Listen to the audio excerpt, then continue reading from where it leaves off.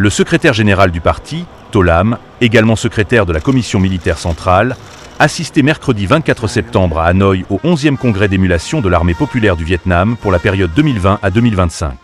Organisé par la commission militaire centrale et le ministère de la Défense, l'événement visait à dresser le bilan des 5 dernières années, définir les orientations futures et honorer les collectifs et individus exemplaires dans la construction de l'armée et la défense nationale.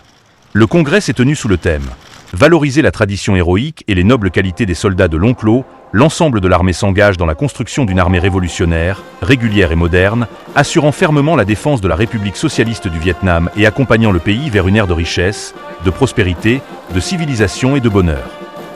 Dans son discours d'ouverture, le ministre de la Défense, Phan Van Giang, a souligné que ces dernières années, le mouvement d'émulation de l'armée s'était développé en ampleur et en profondeur, devenant une véritable force motrice incitant collectifs et individus à surmonter les difficultés et à accomplir brillamment leur mission, contribuant ainsi aux grandes victoires de la nation.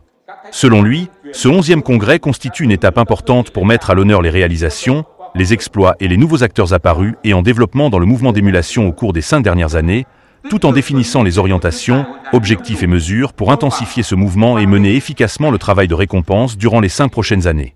Pour la période 2025 à 2030, sous le thème « Solidarité, discipline, percée, créativité, détermination à la victoire », le mouvement d'émulation se concentre sur la poursuite efficace des plans, programmes et contenus prioritaires, ainsi que sur le développement et la généralisation des modèles exemplaires.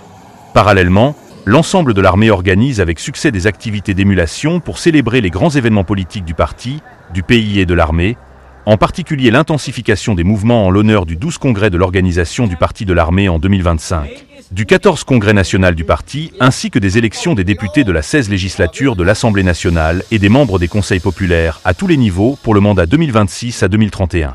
Dans son discours, le secrétaire général du parti To Lam a salué les acquis remarquables du mouvement, qu'il a qualifié de catalyseur transformant la volonté en résultat et les objectifs en réalité.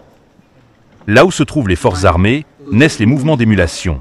Là où les cadres et soldats donnent l'exemple, s'affirme discipline et efficacité. Là où s'épanouit l'émulation, les critères des armées révolutionnaires, régulières, d'élite et modernes deviennent tangibles et mesurables. Ainsi, chaque cadre, soldat et employé de la défense nationale est appelé à valoriser la tradition, mettre son talent au service de la patrie et être digne du titre de soldat de long clos.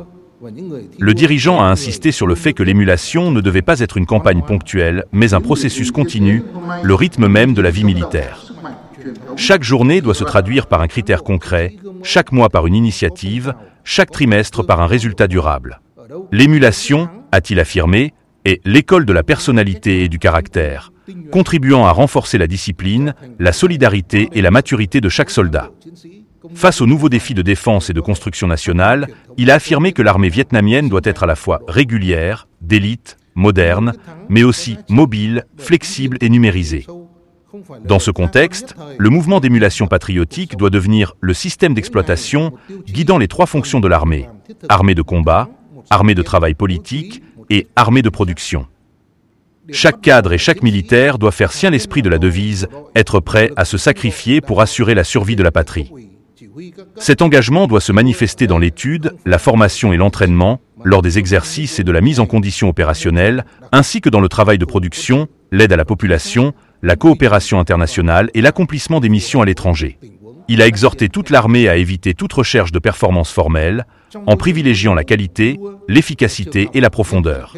L'émulation doit contribuer à renforcer les relations armée-peuple, encourager les jeunes talents, valoriser les initiatives des soldats, des femmes militaires et du personnel civil de la défense. Convaincu que, sous la direction du parti et avec le soutien du peuple, le mouvement continuera à se développer fortement, To Lam a exprimé l'ambition de créer une percée décisive dans la construction d'une armée révolutionnaire, régulière, d'élite et moderne, digne de sa mission de construction et de défense de la patrie socialiste.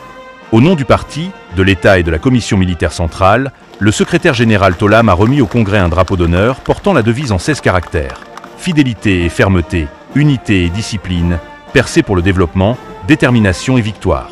Lors du Congrès, le général d'armée Phan Van Giang, membre du bureau politique, vice-secrétaire de la commission militaire centrale et ministre de la Défense, et le général d'armée Tran Van Kie, membre du comité central du parti, membre permanent de la commission militaire centrale et chef du département général de la politique de l'armée populaire du Vietnam. ont remis le drapeau d'émulation à 56 collectifs représentant les unités relevant de la Commission militaire centrale et du ministère de la Défense.